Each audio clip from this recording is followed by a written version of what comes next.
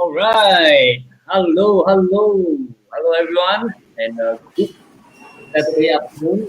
Right now, it's raining quite outside the house. I don't know whether it's raining at your side, but it's a sunny, hot, humid day. Hope the rain cools out a little. And thank you for joining us again. Once again, episode 3 of the Happy Money series. And once again, we have here with us the founders of Policywoke, Jimmy and Ethan. Round of applause for them. Hey, hi. Thank you. Thank you. All right. Yep. Jimmy, you something to say? No, nothing. Thanks, Yan Tai, for having us. Okay, my pleasure.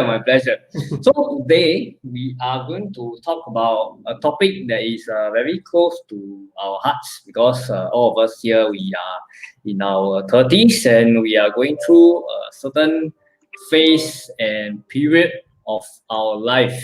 Yeah. So maybe Jimmy, you want to start? How do you feel about being in your 30s? How in my 30s? Okay. How do you feel about being in your 30s? Okay, I would say that for me, as compared to when I was younger, right? Well, I've been watching my own health more how to say more self-aware compared to last time when I was in my 20s. So what triggered me to that is in the past when I used to work as a full-time software developer and then become a software specialist, there are times whereby I have to work longer than usual working hours for many days. To the point where I saw myself gaining weight, and at the same time, because I'm born with a minor medical condition such that my joints are kind of weak. So as I put on weight, it somehow affected my knees a little bit. Yeah. So at that point, right, it got me thinking that it's time to wake up and think of how to regain back my health to my current state today. Yeah. So today, ever since I did I took a leap of faith and do a career switch to current entrepreneurship time. I have more control over my time in when I work on my own business and when I need to have time out and do exercise and eat well and things like that. So that got me into a better shape and better health today. Yeah. So I feel that in sum up, when it comes to your 30s, or even earlier, you must start to be self-aware about your own health, take care of your health, and take steps to minimize the result of having major illnesses or things like that. Yeah, so that's my current thing. Yeah, thanks. Okay, thank you for sharing. How about you, Ethan? Okay, for me it's more about I have to work very long hours. So that was in my early 20s because I joined a property maintenance company. So a lot of the stuff, right, let's say for the power, water, if there's any major breakdown, I'm the first one to be activated. Yeah, so during my work, especially within the past, let's say 7 years, so I'm activated at least 5 to 7 times for major items. Yeah, so my weekends are burned because of that. Okay, then how do you feel when you're going through that tough period? Okay, I felt that it was actually like it's part of work lah. So there's actually not really a sort of work-life balance in that case, because when you sign up for the job, you're expected to perform lah. That's the expectation lah. Yeah. So for the kind of work that I'm doing, it's like 24/7 on standby. Yeah.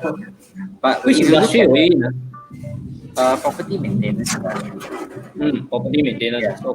Okay. All right. So anything that breakdowns become my problem first. Even if I cannot solve it, right, I still must go down and show face. Okay. Yeah. So to Do say you that have a very demanding boss? I wouldn't say it's demanding, but it's expected. I would say in the industry, it's expected that you must be there to do something about it. So if you don't do anything about it, then yeah, you are considered not doing your job really. Yeah. So after working for 4 years, I felt okay, I need to find a way out of this industry. Because I studied this industry, I went into the job, so I really have to find a way to get out of it. Yeah, it's either you are assigned to the job or you find a way out. That's the only way. So you took the leap of faith. That's the only way. Same. I think that's the only way. So I actually explored training and development. I explored doing administration for a cleaning company. So I helped set up their approved training organization. Yeah, so I was doing part of sort of business in this sense. So I exposed to a wide range of business functions like logistics. So I actually double up as a driver. I plan for the logistics. I bring things over. Then I set up the ATO, like I said earlier on. Then I applied for all the grants available to help increase the productivity of the company. So from there, I actually got a lot of ideas that actually you do not necessarily need to be an employee. And I'm also inspired by the book. Okay, Robert Kiyosaki wrote that the 4 quadrants. Which that for that? Yes. Yeah. So that's where I start to see that okay, I can find a way out. So even if you are taking a leap of faith, it's not a blind leap of faith, but with something that really know it's there. It's just that you need to find it. Yeah, exactly. All right. Okay, so audience, if you have just joined us this afternoon, thank you for your time. And if you are between the age of 30 to 40, just type the yes in the comment box.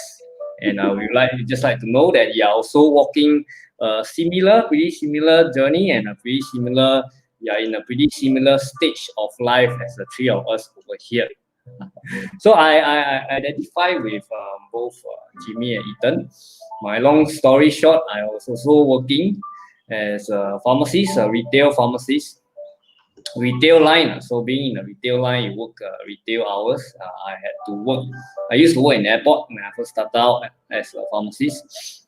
So basically, I was working 4 days a week, but long hours, 10 or 12 hours, and I was working up to 12 midnight.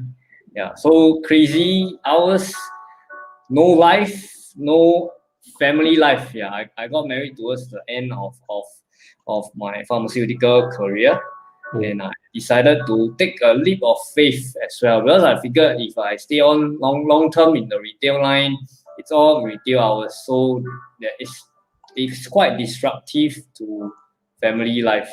Yeah. Like I think Ethan will agree because you used to work in a job that demands of you 24/7 to be to be on call or to be reachable or to attend to certain problems that crop out along the way. Yeah. So I also take the leap of faith and then I jumped. Okay, so our first question for today is work-life balance. A lot of people talk about work-life balance, having good balance being too. But is it a myth? Or what you guys actually think? Jimmy, okay, so for me, last time when I used to work in a full-time job, I believe in trying to achieve work-life balance. Yeah, in the beginning of my engineering career. Yeah, but as years goes by, I find that this so-called work-life balance is difficult to achieve. Yeah, so it's difficult to balance between the required, commitments in the work and the commitments outside of my work, such as my family time and things like that. Yeah, so I find that this balance is difficult to achieve. And then once I took a leap of faith and transit into entrepreneurship, right? I would say it's more of what you call a work-life integration rather than work-life balance. Why integration? Is because basically, okay, for me, I try to live my life to the fullest. So when it comes to work matters, especially at Policywoke, I try to stay calm and ensure that every business matters is in place. My interests with the other directors are aligned, right? And then at the same time, when I go out and meet people, the people who I talk with is comfortable in communication and things like that. And then sometimes I go out and meet friends also. So, being in flexible work hours in that sense, so allows me to think that, hey, it's probably more doable in having, work-life integration rather than having a balance. Yeah. So okay. Yeah. So as long as one can integrate well between the work and life, yeah, I think I'm pretty happy. Yeah. So that's So Jimmy, do you actually schedule or compartmentalize your hours or your days? Do you actually like, oh, this period of time I set aside for this and this period of time, or you just flow, you just go along the flow? How do you actually?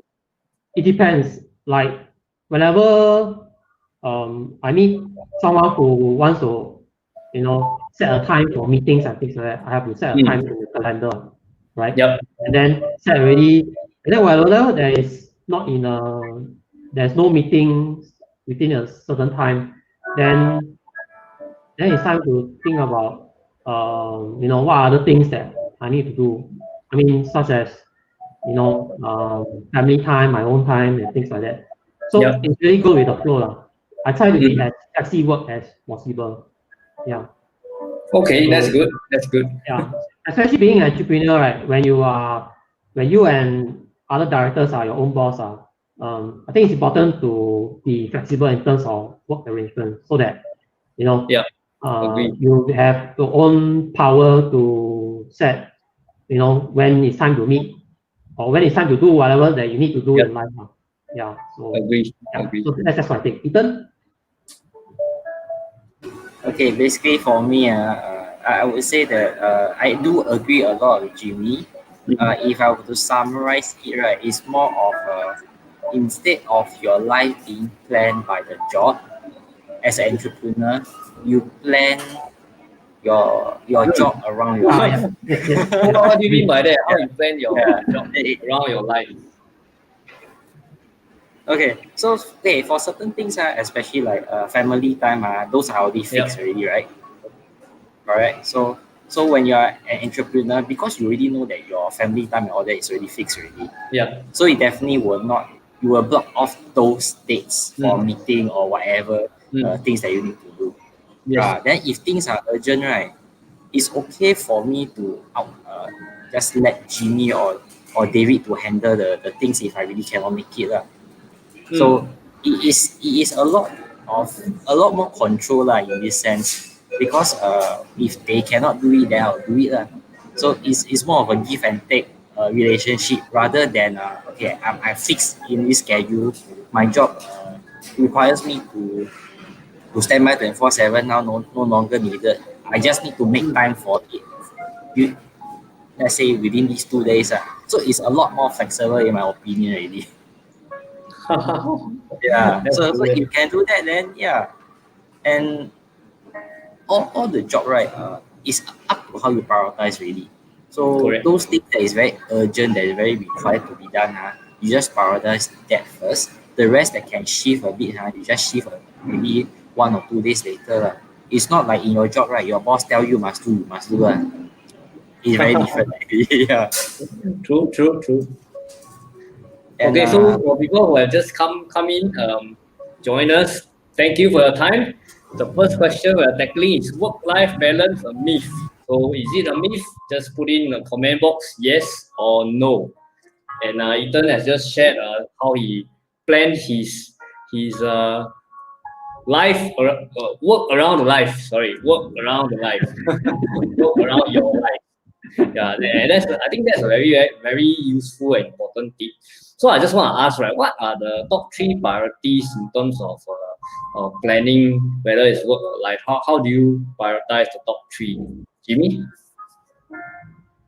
For me, it's always family first. Okay. Because I mean, nothing replaces my Yeah. family time. Yeah, and then after that, then is my commitments towards my work, especially at Policywoke, because the the business direction is something which I'm excited to be part of the team, and it is something that benefits the society in general. Yeah, so that drives me to work towards the continual success in the business. Yeah, and of course, my friends around me. So so I wish that all my family and friends are healthy and they live life to the fullest. Yeah. So yeah, that's all the priorities I have. Yeah. Right. Ethan, yourself, how do you prioritize? Okay, for me, right, I always prioritize my family first now. So if there's any like urgent, maybe my kid needs to go to the doctor, then I can go with my kid already. So it's no longer like, okay, I need to plan my leave around that. And sometimes your leave may also get disturbed because of work commitment. So now I don't have this issue anymore. Yeah, so that's my first priority. My second priority is definitely on the business because that is also the bread and butter for this, and it's really something that I thought of very long. I planned for it really very long, and I even set aside 1 year just to discover like exactly how the business model and how we are going to grow the company, what are the possible directions. So I put in so much effort for 1 year already while looking for what I can do. So yeah. Yeah. So that's why I feel that the business will be the second already. Because it's also like Jimmy said, it serves a very big purpose in society. Yeah, yeah. Yes. Agree. Okay, so I just flash quickly. Hannah, thanks for joining us. Amazing how you plan your work around your life. So you set a strong foundation in order for you to do that. More of those that just step out, just taken on this journey. What would your advice be? Right, who wants to answer Hannah's query? I think Ethan may be a better person. Okay, basically it's more about understanding what are the non-negotiable things that you cannot negotiate. It's like time with family. Those that you really set aside a time, right? Just make sure that you can go for it. Don't let work take over it. That's one. And number two, you need to be very clear of what you want to achieve. Because if you are not clear of what you want to achieve, right, you may spend like me, I spend 1 year just to understand the whole business model and everything. So to me, it's also like exploration. Yeah. So if you just started, right, you really need at least 2 to 3 years of emergency fund, expecting zero revenue or zero income. Yeah. So you really need to plan a lot ahead. Yeah, if you just started. And the third thing is just being clear is not enough. You also need to set clear goals for yourself Yes. and move towards it. So planning but never executing also defeats the whole purpose. Yep. So you must Exactly. follow through whatever you tell yourself. Yeah. So you really need to have a very strong inner, I would say inner understanding of yourself, so that you will not feel conflicted. Like, actually, I set this time for my family, then my work tells me I need it. So as an entrepreneur, you should understand that your work can be rescheduled, can be renegotiated. You do not necessarily need to be at that time, at that place demanded by someone else. So you must know how to balance, or the very minimum, to know how to push. Yep. Push backwards is fine to push, as long as it's justified. Yes. Yeah. Yes. Don't use that as an excuse for you to be lazy, but use it as a way to motivate yourself. So it's a very clear line. It's a very thin line between being clear and using it as an excuse. Exactly. Agree. Agree. I like your point about that having 2 to 3 years of emergency fund. I think that is very important because a lot of people. I think we have covered in our first or second episode. We talk about entrepreneurship, but a lot of people don't actually realize how much it really take to get something started. Yeah. So you really need to plan ahead. You need like 2 or 3 years of emergency fund, and preferably carrying minimal or zero debt. Yeah. For me, when I first started on my entrepreneurship journey as well, the first 1.5 years are zero income also. So previously, for earning about 6,000 as a manager, pharmacy manager, I become zero. So literally zero. But I was fortunate mainly because first of all I don't have debt, and second of all I have a pool of saving. 2 years, 3 years, yes, you need that amount of savings to tide you over if you want to get started on entrepreneurship. So it's really about planning. And now I hope I've answered your question. Yeah, feel free to ask any more questions if you have any more. Yeah. So anything else to add on this work-life balance? How can we really have a work-life balance? Jimmy, anything else to add? No, I think that's all. Yeah. Okay. I'm good. Ethan, yourself? Okay. Okay. So we'll go to the My point would be related to the second one, so I think we move on. Yeah. So how can I save up sufficiently for retirement? Because the context for this question is people in their 30s. We need to be looking towards to get started. If we haven't, if we have, that's very good. If we have already started planning towards retirement, that will be very good. But if we have not started planning towards retirement, if we are already in your 30s, right, this is really the time we need to start planning on retirement. Just a curious indication, for those people who are with us right now, have you already started planning for your retirement? So if you have started planning for your retirement, type in yes in the comments below. If not, just no, it's all right. Yeah, I just want to have a quick feel how many of you have already started planning for your retirement. And if you are already retired, congratulations. Yeah, just type in the comment box. Okay, so to kick off, Jimmy, how can we save up sufficiently for retirement, and how do we define sufficient? Well, for me, right, okay, maybe because I'm someone who is not a big spender. I try my best to only spend on things that are necessary, such as food, groceries, and necessary stuff. Yeah. So whatever money that's left up to save up, right? Of course, some of them will be set aside for emergency fund, and then the rest will be used to for wealth accumulation purpose in the form of investments. Yeah. So you must have all these kind of allocations, some for the necessary stuff, some for emergency fund, some for wealth accumulation. So this wealth accumulation part is to allow you to accumulate more cash out of your whatever income that you earn.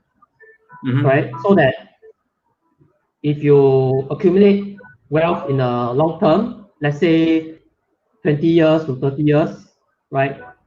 So 20 to 30 years later, if your accumulation has been in order, right, and with the right numbers, right, within after 20, 30 years, with the right targets, you will be able to sort of uh, have been retirement stage whereby you can start using the accumulated funds for your retirement needs. Yep. So, but I understand that some of you maybe in what you call a sandwich generation, whereby while as a working adult, you need to set aside funds for your child and also set aside funds to support your parents and things like that. So this is also where how you allocate your earned income is important.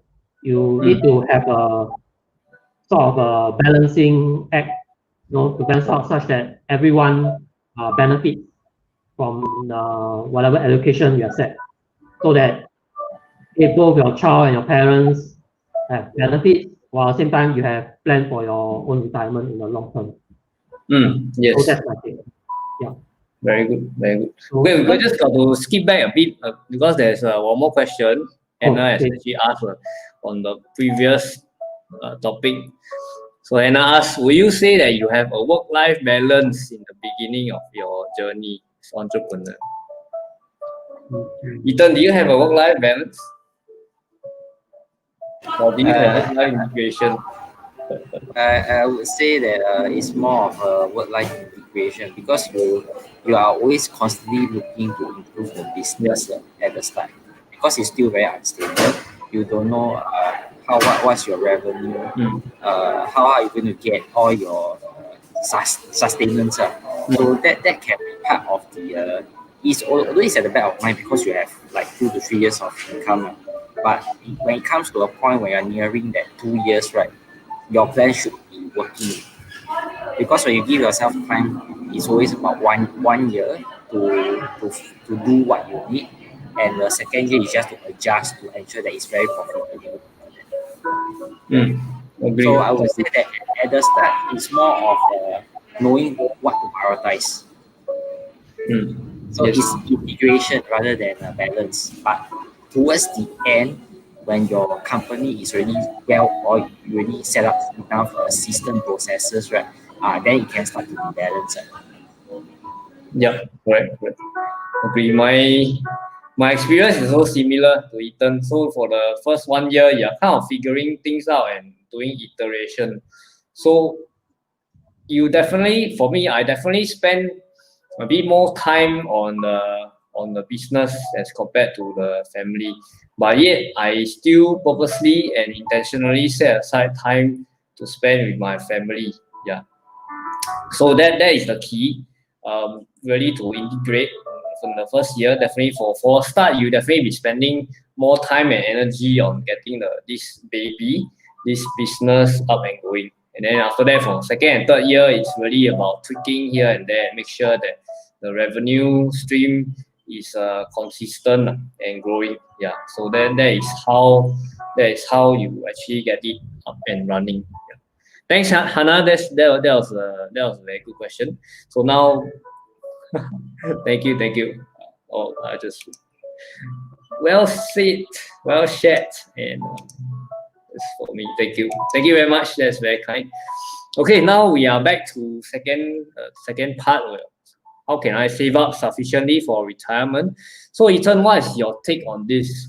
How do we define sufficient for retirement, and how do you save up sufficiently for your retirement? I think it's a lot about knowing what you really want in retirement. So like I think the most famous one, you want three meals in a restaurant or 3 meals in a coffee shop.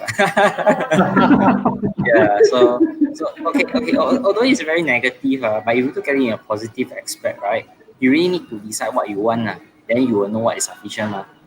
Correct. Yeah. So if you just really three meals at the coffee shop, then I think $10, yeah, it can be sufficient.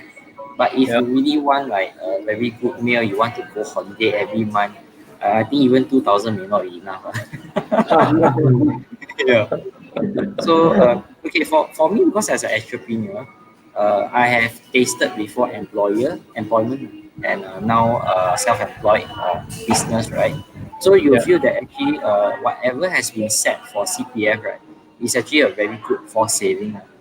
Yeah. So you should use the same concept, but instead of putting it into CPF and self-employed, right, you can put it into any other instruments that you feel that is automated. So you do not have to think about it. It's the Yeah. same as a CPF concept. Yeah. So Mm. that can actually ensure that you, even if you do not hit whatever you want, right, you will be near that. Yeah. That's the most important thing. Correct. Correct. Mm. Agree with you. Especially in this climate, when you look at those age 40 and 50s are getting retrenchment, Yeah. being unable to find a job now because of the changing economy, changing Yeah. expectations of the employers, then you feel that having one stream of income is no longer secure already. Correct. One stream is no longer secure. Exactly. Totally agree with that. So that No, that it's that about building. Actually, when you mentioned, right, Ethan, you mentioned Kiyosaki's Rich Dad Poor Dad. My takeaway from that book, right, the four quadrants, is really about how you need to build different streams of income. So you can bounce around in the four quadrant, but ultimately we are moving towards the I quadrant because that's the most sustainable long term. But when you first start, some people may start with the E quadrant, with the S quadrant, with the B quadrant. So you can bounce around. But one of my key takeaway, you cannot have only one income stream. Yeah, I was doing coaching the other day, one of my coachee, and then she was quite, she's having a contract job at the moment, but she want to transit fully to become an options trader. So I told her, okay, you can that is what you are passionate about, want to do option trading. But don't forget, at the start, right, you surely cannot be, first of all, you won't have that capital to make a lot of money out of just purely trading. You definitely have to rely on a second stream of income. And then I told her, second thing is, you look at this COVID-19, those people who have only one main source of income, and if the industry happen to be hit by the COVID-19, then they are basically quite screwed. Yeah, they are basically quite screwed because they are stuck. Their mainstream of income is chopped off. Yeah, so in this economy and this situation environment, we cannot only rely on one main source of income. Yeah, you need to have multiple streams of income so that you diversify and then you spread your risk. Don't put all your eggs into one basket. So Yeah, so that's why I wanted to actually elaborate on that because if you want to save up sufficiently for retirement, if having multiple streams, right, at least when one stream stops, you can still continue to contribute to your retirement and not because of that incident, you stop contributing to your retirement, then you will definitely fall a lot behind already because of that stoppage. Yeah, even a 1 year, right, can make a whole lot of difference in the retirement plan. Okay, Hannah has some interesting comments. Let me just put out. So she had a question, right?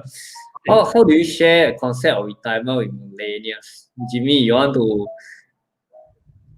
attempt to give her an answer? Share this concept of retirement to millennials. Have you tried sharing before? Or Ethan, have you tried sharing either of you?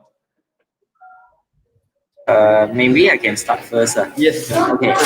When you talk about retirement, you don't know about retirement because what are the things that all these people are most interested in? It can be the latest gadget. It can be the fastest car. I don't know. The latest handphone. Yeah. So it really depends on what you're looking at. So use that and project it to your future. Do you still want to continue owning such things? Yeah. So think of that as your retirement. as your retirement plan, what a retirement plan is, I want to consistently be able to change car every 3 years. Yeah, think of it as a new type of retirement, early retirement. Yeah. So that it forms a bit of motivation. If not, when you talk about retirement, it's like, hey, I'm waiting to die only.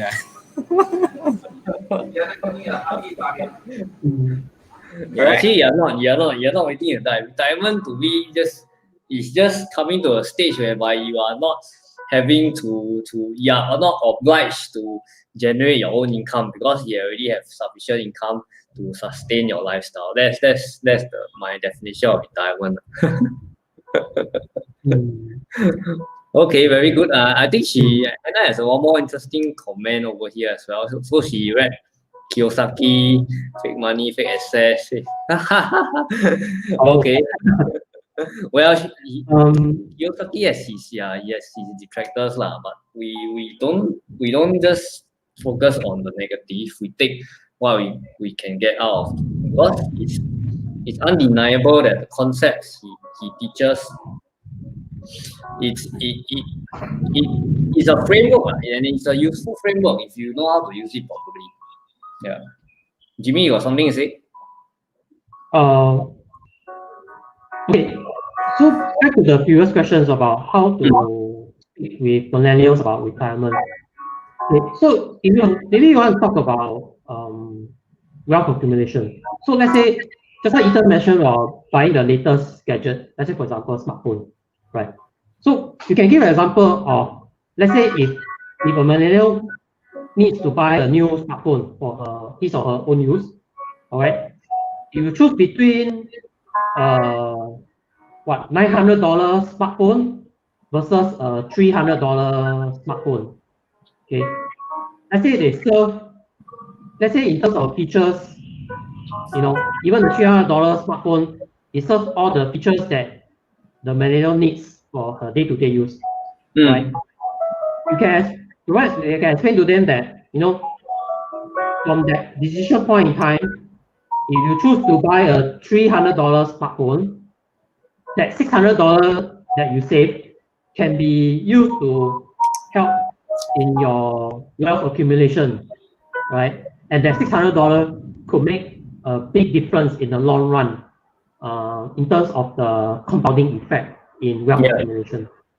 Yeah. So I guess that's one way of how you can explain about retirements to millennials. About that $600 difference. Yeah, in your decision.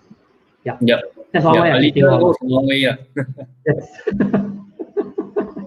All right. Thanks, Jimmy, for sharing. Yeah. So how do you guys, other than like the lifestyle, would you consider? I think there was a sidetrack. I think that there was this article I saw on the CB forum talk about over saving. So do you feel that you're over save? Okay, maybe I start. Yeah, sure. If I get the topic correctly, over saving sounds like putting all cash in a savings account that earns 0.1% interest every year. As in put everything inside that earns low interest. But if you do that, you're actually losing money in real terms, in terms of inflation. Yeah.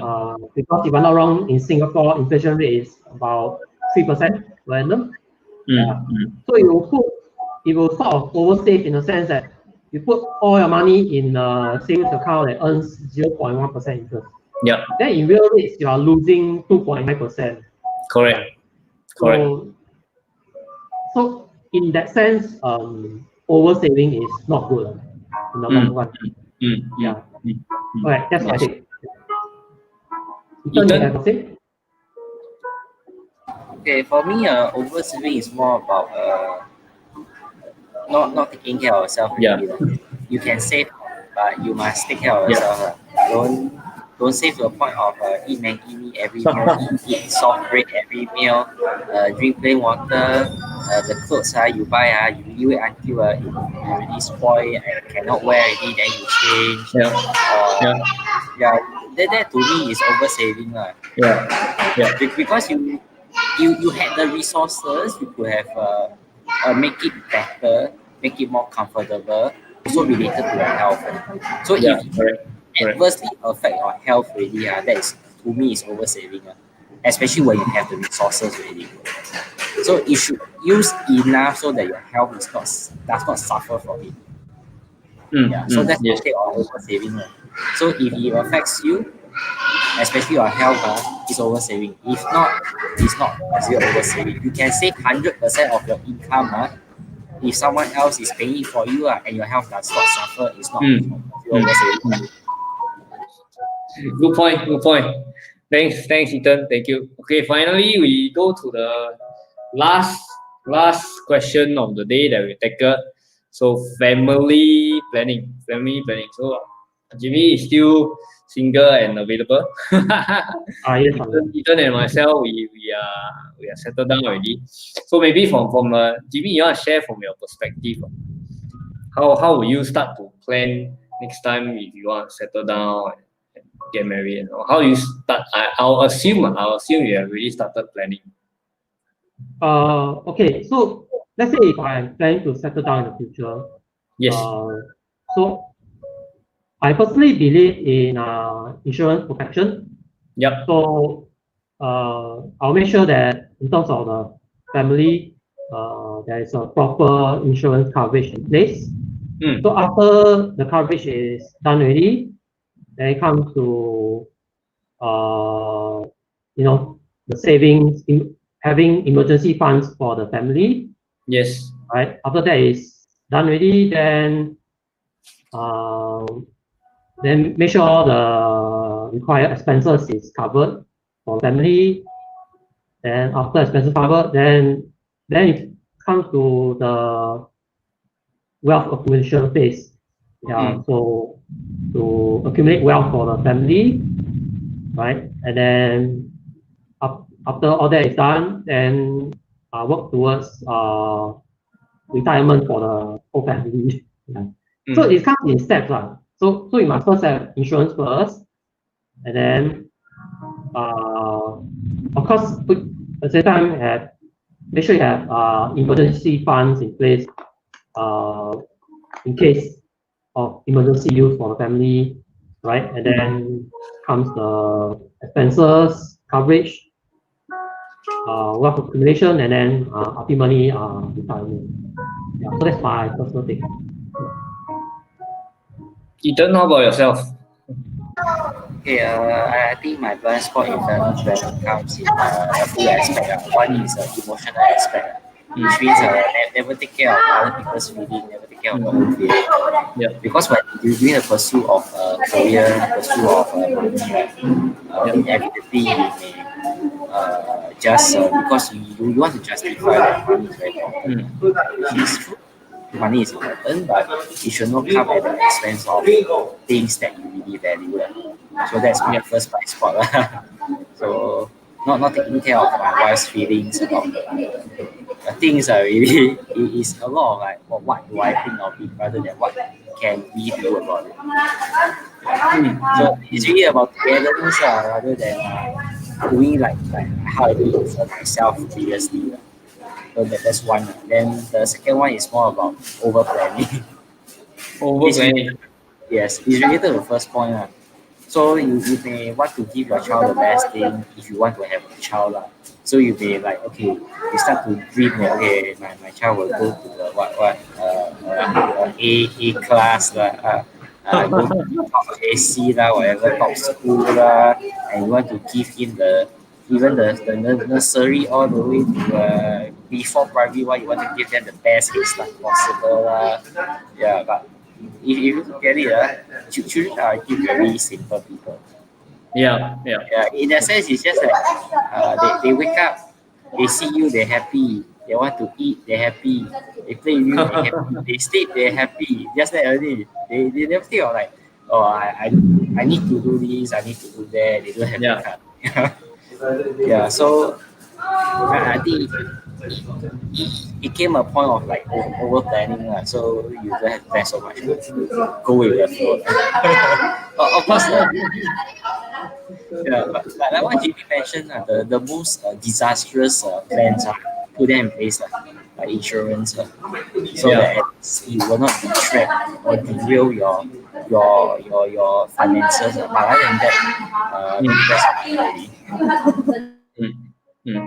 Actually, you'd be surprised that there are still quite a lot of people who don't really believe in insurance. I myself, I actually see it as a really ingenious risk management instrument. So I think that's one of the blind spots, because I think till today, even in I'm like 36 this year, I still have friends who don't really believe in insurance for whatever reason. Yeah, and of course, if they can save, they can plan well, it's still okay. But if they are the type who don't really budget well and they are not disciplined with their finances, right, it can be very troublesome if the what if hits lah. Yeah, the what if hits. So that is one of the blind spot. And I think for myself, in my younger days, when I wasn't too disciplined in my finances, I don't really keep track of my finances when I was still working when I was employed. I still have a job. I actually I don't really keep track. I just make sure that there's some money coming into the bank, and I think that's one blind spot as well, because we don't really keep track of our finances. So sometimes we don't know where our money go to. Yeah, I had that problem, so I didn't know where my money go to until the point when I was like reaching the edge of the cliff. I wanted to take a leap of faith and jump out of employment really. That was when I realized, where my money go to? Yeah, that was a blind spot for me. Yeah, so those of you who are listening in, welcome. We are almost coming to the end of the show. But if you have questions for any one of us in terms of planning your finances or planning for retirement or work-life balance, feel free to drop it in the comments below. Yeah. So all of us three here are all in our 30s, and we are going through a specific phase of life whereby we are kind of like sandwich between the young 20s and the middle age, like 40s and 50s. Yeah, kind of sandwich lah. And of course, sandwich also mean that some of us have commitment, have to support our parents, the older generation, and support the younger generation children. Yeah, so some of us are going through that phase of life, which is very tricky. And we are most of us, some of us who are working in a job, we are like trying to climb the career ladder. Then like all of us here, the three of us here who are self-employed, who are business owners, we are trying to build up our business, stabilize it, and then thinking of scaling it up. Yeah. So we go through a very tricky phase of life. And if you have these questions, feel free to ask us anything. Yeah. So Jimmy, any last thoughts on planning your finances for the next 3 to 5 years?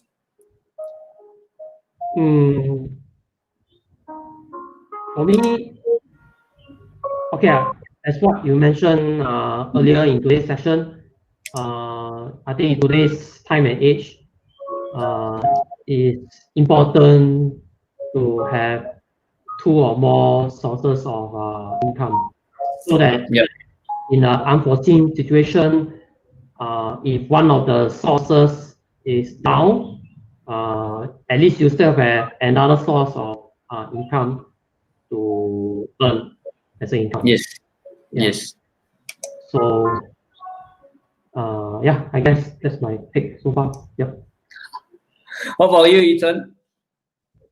I think it's more about concentration, is like Jimmy said. Yep. So don't be too concentrated on one thing. Yes. It's okay to diversify. If you diversify, that's because you took the wrong concept and apply it wrongly, basically. So it is very contextualized, because a lot of things that we experience, we don't know the answer. Really, nobody knows the answer until you walk through it. then you know that I made a mistake, or I did the correct thing, or oh, I should have done the other way. It could have been better. But that's all about life. You make choices, you live with it, and you ensure that you do not suffer from it after that. Even if you suffer, as little as possible. Because nobody have all the answers now. It's all about hindsight. And if you have good mentors, right, listen to them, listen to how they tell you about things, how they say their situation and whether it applies to you. Because a lot of things that people say outside is just general, but whether it applies to your life or not, you need to ask yourself. Nobody has the answer, and not even yourself are not nice. Yeah. Agree. Fully agree.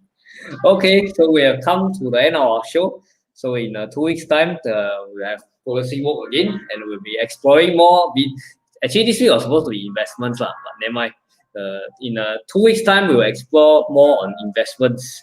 And Jimmy and Ethan, I are also experienced investors, and they are in fact Policywoke is all about providing you an alternative solution in terms of growing your wealth. Yep. So thank you guys. Appreciate you guys for joining us. Policywoke, Jimmy, Ethan, and Happy Coach Yan Tai. This is the Happy Money series, episode 3. And have a great weekend and see you again soon. Bye bye. Okay, bye.